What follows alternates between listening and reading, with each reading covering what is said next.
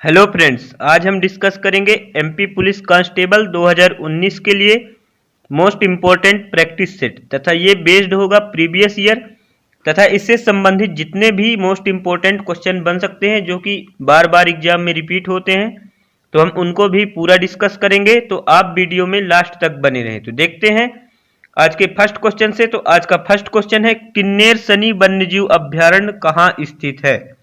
तो आपको बताना है, ऑप्शन है तमिलनाडु, तेलंगाना, कर्नाटक, केरल। तो इसका सही आंसर हो जाएगा तेलंगाना। तो किन्नेर सनी वन्यजीव अभ्यारण्य कहाँ हो जाएगा? तेलंगाना में स्थित है। तो आपको यहाँ से तेलंगाना याद रखना है। इसके बाद पूछा जाता है कि कान्हा नेशनल पार्क कहाँ स्थित है? तो अगर कान्हा किसली नेशनल पार्क पूछा जाए तो कान्हा नेशनल पार्क कहाँ स्थित हो जाएगा? मध्य प्रदेश में हो जाएगा, मध्य प्रदेश के मंडला जिले में।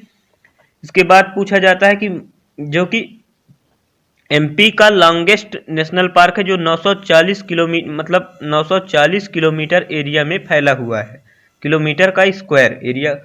फिर इसके बाद पूछा जाता है कि गिर राष्ट्रीय उद्यान कहाँ स्थित है? तो गिर राष्ट्रीय उद्यान कहाँ स्थित है? गुजरात में, जो कि आप यहाँ से याद कर सकते हैं कि जी इसमें भी है, जी इसमें भी है, तो गिर राष्ट्रीय उद्यान हो जाएगा गुजरात में, जो कि एशियाई शेर के लिए प्रसिद्ध है। तो पूछा जाता है कि एशियाई से भारत का एकमात्र ऐसा राष्ट्रीय उद्यान जो कि एशियाई शेर के लिए प्रसिद्ध है वो कहाँ स्थित है? तो गिर राष्ट्रीय उद्यान गुजरात हो जाएगा। बांदीपुर नेशनल पार्क पूछा जाए तो बांदीपुर नेशनल पार्क हो जाएगा कर्नाटका में। इसके बाद पूछा जाता है सुंदरबन नेशनल पार्क, जो कि सुंदरबन नेशनल पार्क आपके एग्जाम के लिए मोस्ट इंपॉर्टेंट है। तो ये स्थित है पश्चिम बंगाल में स्थित है। केवला देव राष्ट्रीय उद्यान भरतपुर में स्थित है। और अगर पूछे संजय गांधी नेशनल पार्क कहाँ स्थित है, तो संजय गांधी नेशनल पार्क कहाँ हो जाएगा? मुंबई में हो जाएगा। और एक तो मोस्ट इंपॉर्टेंट नेशनल पार्क होता है जिम कॉर्बेट नेशनल पार्क, जिसको राजाजी नेशनल पार्क के नाम से जाना जाता है, या तो हैली नेशनल पार्क, वो हो जाएगा उत्तराखंड में। पन्ना नेशनल पार्क छतरपुर में। और केबुल लामजाओ नेशनल पार्क, जो कि भारत का एकमात्र तैरता हुआ नेशनल पार्क कौन सा है? तैरता हुआ नेशनल पार्क है केबुल लामजाओ नेशनल पार्क। तो आपको याद रखना है कि केबुल लामजाओ नेशनल पार्क, जो कि एग्जाम में बार बार रिपीट होता है, तो ये मणिपुर में स्थित है। तो आपको यहां से इतना याद रखना है, मणिपुर। इसके बाद देख लेते हैं नेक्स्ट क्वेश्चन। तो नेक्स्ट क्वेश्चन क्या है? 2017 में सीनियर राष्ट्रीय फुटबॉल चैंपियनशिप संतोष ट्रॉफी किसने जीती? ऑप्शन दिया गया है गोवा, झारखंड, पश्चिम बंगाल, केरल। तो आंसर करना है आपको। तो इसका सही आंसर हो जाएगा, तो 2017 का है, लेकिन हमारे लिए 2019 ज्यादा इंपॉर्टेंट है, क्योंकि 2021 का पेपर है, तो 2019 का पूछा जाएगा। तो राष्ट्रीय फुटबॉल चैंपियनशिप किसने जीती? तो अगर बात करें संतोष, यहां से क्वेश्चन बनता है कि संतोष ट्रॉफी किससे संबंधित होता है? तो संतोष ट्रॉफी संबंधित होता है फुटबॉल से। और इस बार किसने जीती? तो राष्ट्रीय फुटबॉल चैंपियनशिप, जो कि आर्मी की टीम होती है, राष्ट्रीय फुटबॉल चैंपियनशिप टीम होती है, जो कि पंजाब को हराकर जीता था। इसके बाद बात कर लेते हैं नेक्स्ट क्वेश्चन की। तो 2017 में पश्चिम बंगाल जीता था, तो आप देख लीजिए।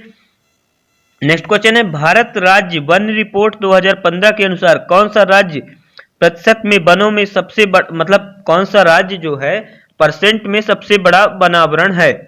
अरुणाचल प्रदेश, मिजोरम, आंध्र प्रदेश, मध्य प्रदेश। तो इसका सही आंसर क्या हो जाएगा? मिजोरम।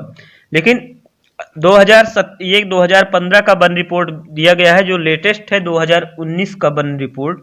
तो अपन 2019 के वन रिपोर्ट से बात करेंगे, यहां से आपके एग्जाम में क्वेश्चन पूछे जाते हैं।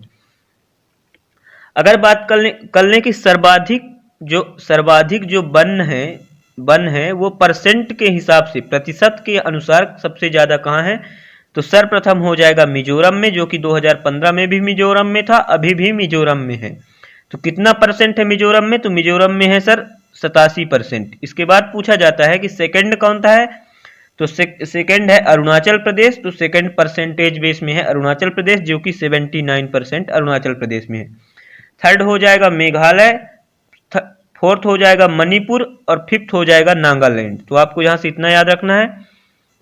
इसके बाद बात कर लें कि वन रिपोर्ट से और क्या क्वेश्चन बन सकता है। तो ये पूछा जाएगा कि एरिया वाइज सबसे ज्यादा वन कहाँ स्थित है। अपन पहले परसेंट वाइज कर रहे थे, जो कि मणिपुर मिजोरम टॉप पे था, और अगर एरिया वाइज पूछिए क्षेत्रफल के हिसाब से, तो एरिया वाइज हो जाएगा मध्य प्रदेश। तो मध्य प्रदेश में लगभग 30% वन है, तो Madhya Pradesh area wise first में हो जाएगा। सेकंड हो जाएगा अरुणाचल प्रदेश। तो आपको याद रखना है कि एरिया वाइज हो जाएंगे मध्य प्रदेश। और अगर पूछ लिया जाए कि अभी ऐसा कौन सा राज्य है जो वन में सबसे ज्यादा वृद्धि किया है, मतलब शीर्ष वृद्धि वाले राज्य की पूछा जाए, तो सर्वप्रथम हो जाएगा इसका फर्स्ट स्थान हो जाएगा कर्नाटक का। तो आपको यहां से याद रखना है कि शीर्ष वृद्धि वाले हो जाएंगे कर्नाटक। इसके बाद देख लेते हैं नेक्स्ट क्वेश्चन। तो नेक्स्ट क्वेश्चन देख लीजिए, मध्य प्रदेश में कौन नेता नेहरू के मंत्रिमंडल में पहले रक्षा मंत्री बने और बाद में गृह मंत्री बने? तो ऐसे कौन से नेता हैं जो कि नेहरू जी के मंत्रिमंडल में पहले रक्षा मंत्री बने, इसके बाद गृह मंत्री बने? तो देख लीजिए, शिव बहादुर सिंह, रविशंकर शुक्ला, कैलाश नाथ काटजू, शंकर दयाल शर्मा। तो इसका सही आंसर हो जाएगा कैलाश नाथ काटजू। तो कैलाश नाथ काटजू जो थे वो पहले मंत्रिमंडल में, जो नेहरू जी के मंत्रिमंडल में रक्षा मंत्री बने और बाद में गृह मंत्री बने।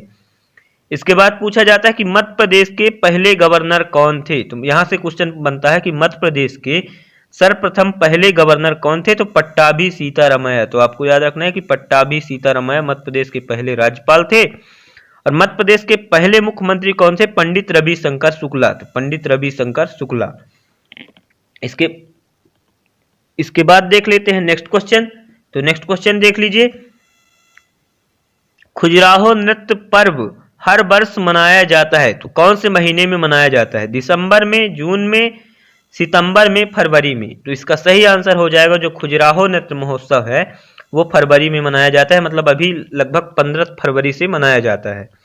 यह 20 फरवरी से मनाया जाता है, तो 20 फरवरी से 26 फरवरी तक चलता है। तो खजुराहो नृत्य महोत्सव 20 से 26 फरवरी तक। खजुराहो कहाँ स्थित है? तो खजुराहो स्थित है छतरपुर में। तो यहाँ जिसका एक फेमस मंदिर आपकी एग्जाम में बनता है कंदरिया महादेव मंदिर। तो कंदरिया महादेव मंदिर कहाँ स्थित है? जो कि खजुराहो में है। इसके बाद पूछा जाता है नंदी मंदिर। तो नंदी मंदिर भी खजुराहो में है। और खजुराहो को किस शासकों ने बसाया था, मतलब खजुराहो की स्थापना कौन से शासकों ने की थी? तो खजुराहो की स्थापना की थी चंदेल राजाओं ने। तो आपको याद रखना है कि चंदेल वंश के जो चंदेल एम्पायर थे, इसकी स्थापना पूछी गई थी। इसके बाद यहां से क्वेश्चन पूछा जाता है इंपॉर्टेंट कि मांडू कहाँ स्थित है? तो मांडू कहाँ स्थित है? धार में स्थित है, जो कि सिटी ऑफ जॉय के नाम से जाना जाता है। तो मांडू को किस नाम से जाना जाता है? सिटी ऑफ जॉय के नाम से जाना जाता है। इसके बाद बात कर लेते हैं नेक्स्ट क्वेश्चन की।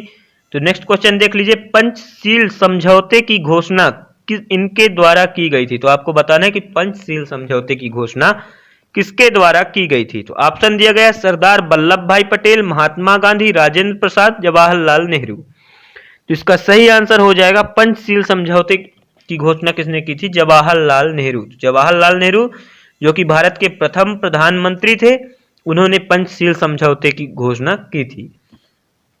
और यहां से क्वेश्चन बनता है कि जो राजेंद्र प्रसाद थे वो राजेंद्र प्रसाद कौन थे? तो राजेंद्र प्रसाद थे भारत के प्रथम राष्ट्रपति। और सरदार वल्लभ भाई पटेल की बात करें तो सरदार वल्लभ भाई भारत के प्रथम गृह मंत्री थे। और महात्मा गांधी से एक क्वेश्चन बनता है कि ऐसा कांग्रेस का ऐसा कौन सा अधिवेशन था जिसमें गांधी जी ने भाग लिया था? तो उसका हो जाएगा बेलग्राम। तो बेलग्राम जो कर्नाटक में हुआ था, वहां पे गांधी जी वहां के प्रेसिडेंट थे। तो कांग्रेस के ऐसा अधिवेशन जिसमें गांधी जी प्रेसिडेंट थे, अध्यक्ष थे, तो बेलग्राम में प्रेसिडेंट थे। और यहां से क्वेश्चन बनता है कि सर्वोच्च न्यायालय कौन से अधिनियम के द्वारा लाया गया? जो भारत का सर्वोच्च न्यायालय है वो 1773 के रेगुलेटिंग एक्ट के द्वारा लाया गया था। इसके बाद बात कर लेते हैं नेक्स्ट क्वेश्चन की। तो नेक्स्ट क्वेश्चन देख लीजिए, भारत के महान्यायवादी अटॉर्नी जनरल की नियुक्ति किसके द्वारा की जाती है? तो अटॉर्नी जनरल जो कि भारत का अटॉर्नी जनरल होता है, जो कि अटॉर्नी जनरल मतलब जो होता है जो कि सरकार का वकील होता है। जो भारत सरकार होती है उसको कानूनी सहायता देता है, कानूनी सहायता प्रदान करता है। मतलब भारत सरकार को कोई भी कानूनी सहायता चाहिए तो कानूनी सहायता एवं सरकार के खिलाफ अगर कोर्ट में कुछ भी मुकदमा दर्ज है तो सरकार की वो वकालत करता है, पैरवी करता है अटॉर्नी जनरल। तो अटॉर्नी जनरल की नियुक्ति कौन करता है, आपको देख लीजिए, बताइए। सर्वोच्च न्यायालय का मुख्य न्यायाधीश, प्रधानमंत्री, राष्ट्रपति, उपराष्ट्रपति। तो इसका सही आंसर हो जाएगा राष्ट्रपति। और वर्तमान में अटॉर्नी जनरल कौन है, तो वर्तमान में अटॉर्नी जनरल है के वेणुगोपाल। तो कौन हो जाएंगे, के वेणुगोपाल, जो कि अटॉर्नी जनरल है। और अनुच्छेद कौन से अनुच्छेद में दिया गया है, यह क्वेश्चन पूछा जाता है कि अटॉर्नी जनरल कौन से अनुच्छेद में दिया गया है, तो 76वें अनुच्छेद में दिया गया है। इसके बाद देख लेते हैं नेक्स्ट क्वेश्चन, उपराष्ट्रपति से देख लेते हैं। तो उपराष्ट्रपति से क्या क्या क्वेश्चन बनते हैं, तो भारत के पहले उपराष्ट्रपति कौन थे, तो आपको बताना है कि भारत के पहले उपराष्ट्रपति कौन थे, तो सर्वपल्ली राधाकृष्णन। तो सर्वपल्ली राधाकृष्णन भारत के पहले उपराष्ट्रपति थे। और क्वेश्चन बनता है कि उपराष्ट्रपति कौन से अनुच्छेद में दिया गया है, तो उपराष्ट्रपति कौन से अनुच्छेद में दिया गया है, 63वें अनुच्छेद में दिया गया है। बात करें भारत के प्रधानमंत्री कौन से अनुच्छेद में दिया गया है, और भारत के प्रथम प्रधानमंत्री कौन थे, तो भारत के प्रथम प्रधानमंत्री कौन हो जाएंगे, पंडित जवाहरलाल नेहरू। तथा अनुच्छेद 75 में दिया गया है भारत का प्रधानमंत्री। भारत का प्रधानमंत्री होगा, जिसकी नियुक्ति कौन करेगा, तो भारत के प्रधानमंत्री की नियुक्ति कौन करता है, राष्ट्रपति करते हैं। तो आपको यहां से याद रखना है कि भारत के प्रधानमंत्री की नियुक्ति कौन करते हैं, राष्ट्रपति करते हैं। इसके बाद बात कर लेते हैं नेक्स्ट क्वेश्चन की, तो सिखों के 5वें गुरु कौन थे, तो ऑप्शन देख लीजिए, गुरु गोविंद सिंह, गुरु अमरदास, गुरु अंगद देव, गुरु अर्जुन देव। तो दोस्तों सिखों के गुरु से आपके एग्जाम में क्वेश्चन बनता है। मैं 5 या 6 पेपर देख चुका हूं जो कि एग्जाम में आपसे क्वेश्चन पूछा गया है। तो अपन एक एक करके पूरे सिख गुरु देख लेते हैं, जो कि आपको याद हो जाए तो आप याद रखेंगे। तो देखते हैं, जो सिख के फर्स्ट गुरु थे तो उनका क्या नाम था, तो सिंपल सा है, गुरु नानक देव। तो आपको याद रखना है कि गुरु नानक देव जो थे सिखों के प्रथम गुरु थे। प्रथम गुरु हो जाएंगे नानक देव। और इनका जन्म कहाँ हुआ था, तो इनका जन्म हुआ था तलवंडी में। तो आपको याद रखना है 15 अप्रैल 1469 में। तो 15 अप्रैल 1469 में तलवंडी में इनका जन्म हुआ था नानक देव का। इसके बाद अगर बात करें कि सिखों के सेकंड गुरु कौन थे, तो सेकंड गुरु हो जाएंगे गुरु अंगद देव। तो गुरु अंगद देव आपको याद रखना है, तो गुरु हो जाएंगे अंगद देव। जो अंगद देव से क्या क्वेश्चन पूछा जाता है, तो अंगद देव से क्वेश्चन पूछा जाता है कि जो सिखों की लिपि होती है, तो सिखों की लिपि को किस नाम से जाना जाता है, गुरुमुखी के नाम से जाना जाता है। जिसके जनक कौन माने जाते हैं, तो जिसके जनक माने जाते हैं अंगद देव माने जाते हैं। और जो सिखों में जो लंगर प्रथा है, लंगर प्रथा का शुभारंभ किसने किया, तो लंगर प्रथा का शुभारंभ किया था गुरु अंगद देव ने। इसके बाद बात करें अगर थर्ड कौन से गुरु हो जाएंगे, तो थर्ड गुरु हो जाएंगे गुरु अमरदास। तो आपको याद रखना है कि थर्ड गुरु हो जाएंगे गुरु अमरदास। और इसके बाद बात करें फोर्थ गुरु कौन थे, तो फोर्थ गुरु हो जाएंगे गुरु रामदास। तो आपको याद रखना है कि अमरदास रामदास। इसके बाद बात करें कि फिफ्थ गुरु कौन थे, तो सिखों के 5वें गुरु कौन थे, तो सिखों के 5वें गुरु हो जाएंगे गुरु अर्जुन देव। आप देख लीजिए, यही क्वेश्चन पूछा गया था, गुरु अर्जुन देव हो जाएंगे सिखों के 5वें गुरु। और सिखों के 6ठे गुरु कौन थे, तो 6th गुरु कौन थे, गुरु हरगोबिंद। तो आपको याद रखना है कि गुरु हरगोबिंद जो थे वो 6ठे गुरु थे, हरगोबिंद। और गुरु 7वें गुरु की बात करें तो गुरु हर राय। तो गुरु हर राय हो जाएंगे 7वें गुरु। और 8th गुरु बात करें, 8th गुरु कौन थे, तो 8th गुरु थे गुरु हरकिशन। तो गुरु हरकिशन हो जाएंगे 8वें गुरु। और 9वें और 10वें गुरु की बात कर लेते हैं। सिर्फ 10 गुरु थे सिखों के। तो 9वें गुरु थे तेग बहादुर, जो कि आपके एग्जाम में क्वेश्चन पूछा गया था 17 में। तो गुरु तेग बहादुर हो जाएंगे 9वें गुरु, जिनको कौन मरवाया था, तो जिनको मरवा दिया था औरंगजेब में। तो तेग बहादुर से आपको याद रखना है कि 9वें गुरु कौन थे, तेग बहादुर थे। और 10वें गुरु की बात करें तो 10वें गुरु कौन थे, गुरु गोविंद सिंह, जिन्होंने खालसा पंथ की स्थापना की थी। तो गुरु गोविंद सिंह हो जाएंगे 10वें गुरु। इसके बाद बात कर लेते हैं नेक्स्ट क्वेश्चन की।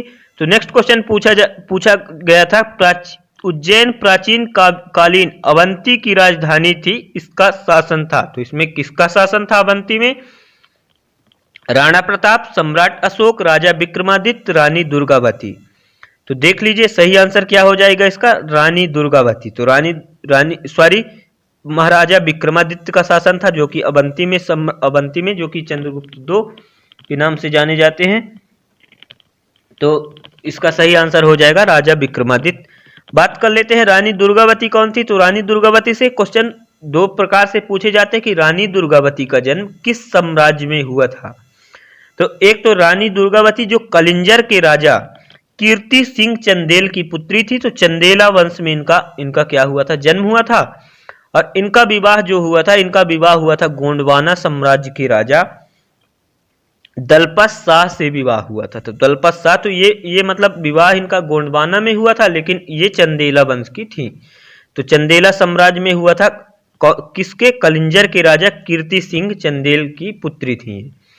इसके बाद पूछा जाता है कि इनसे मतलब इनसे कौन युद्ध किया था। तो आसफ खान ने लड़कर, जो अकबर का सेनापति था आसफ खान, तो आसफ खान के साथ इनके युद्ध में ये पराजित हो गई थी। इसके बाद अगर बात करें कि सम्राट अशोक से क्या क्वेश्चन यहां से बनता है एमपी के एग्जाम में, तो सांची, जो कि सांची का स्तूप रायसेन में स्थित है, उसकी स्थापना कौन कराया था। तो अशोक ने उसकी स्थापना कराई थी, उसका निर्माण कराया था। इसके बाद राणा प्रताप से, तो राणा प्रताप कहाँ के थे। तो महाराणा प्रताप थे राजस्थान के थे। इसके बाद देख लेते हैं उत्तर प्रदेश की पहली महिला राज्यपाल कौन थी। तो या तो पूछ दे उत्तर प्रदेश की पहली महिला राज्यपाल कौन थी, या तो भारत की पहली महिला राज्यपाल कौन थी। तो इसमें एक ही आंसर हो जाएगा, शारदा मुखर्जी, सरोजिनी नायडू, एनी बेसेंट, विजय लक्ष्मी पंडित। तो इसका सही आंसर हो जाएगा सरोजिनी नायडू। तो सरोजिनी नायडू, या तो कहे भारत की पहली राज्यपाल कौन थी, तो वो भी हो जाएगी सरोजिनी नायडू। और अगर पूछ दे कि उत्तर प्रदेश की पहली महिला राज्यपाल कौन थी, तो वो भी हो जाएंगी सरोजिनी नायडू। इसके बाद यहां से क्या क्वेश्चन बन सकता है। तो यहां से सर क्वेश्चन बनता है कि विजय लक्ष्मी पंडित जो भारत में यूनाइटेड नेशन की फर्स्ट मेंबर बनने वाली महिला कौन थी। तो यूनाइटेड नेशन जो कि संयुक्त राष्ट्र होता है, जिसका हेडक्वार्टर वाशिंगटन डीसी यूएसए में है, तो इसकी मेंबर सर्वप्रथम महिला मेंबर कौन थी। तो विजय लक्ष्मी पंडित थी, जो कि पंडित जवाहरलाल नेहरू की बहन थी। इसके बाद एनी बेसेंट से क्वेश्चन बनता है कि एनी बेसेंट से क्वेश्चन दो प्रकार से बनते हैं कि होम रूल लीग, तो होम रूल लीग की स्थापना किसने की थी। तो होम रूल लीग की स्थापना एनी बेसेंट ने की थी। और कांग्रेस की पहली महिला अध्यक्ष, तो कांग्रेस की पहली महिला अध्यक्ष हो जाएंगी एनी बेसेंट। और भारतीय महिला अध्यक्ष पूछे तो सरोजिनी नायडू। और ये कहाँ की थी। तो ये आयरलैंड की थी। तो आपको यहां से इतना क्वेश्चन याद रखना है। इसके बाद बात कर लेते हैं नेक्स्ट क्वेश्चन की। तो आज के लिए इतना ही। और आज ये वीडियो का 9th वीडियो है। अगर आप 8 तक वीडियो नहीं देखे तो आप देख लीजिए, क्योंकि ये मोस्ट इंपोर्टेंट क्वेश्चन है, सेलेक्टेड क्वेश्चन है, तथा इससे संबंधित जो भी आपको फैक्ट बताए जा रहे हैं वो अभी हाल फिलहाल के एग्जाम में जितने भी क्वेश्चन रिपीट हो रहे हैं वो आपको बताए जा रहे हैं। तो आपसे 100% यहां से क्वेश्चन पूछे जाएंगे। तो अगर वीडियो पसंद आई हो तो लाइक करें, शेयर करें, सब्सक्राइब करें। Thank you.